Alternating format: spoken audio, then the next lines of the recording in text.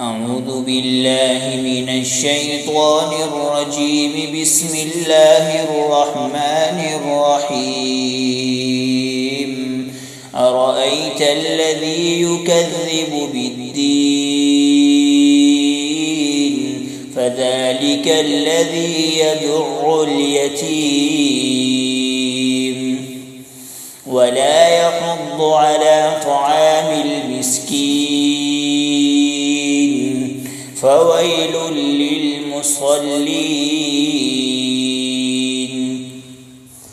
الذين هم عن صلاتهم ساهون الذين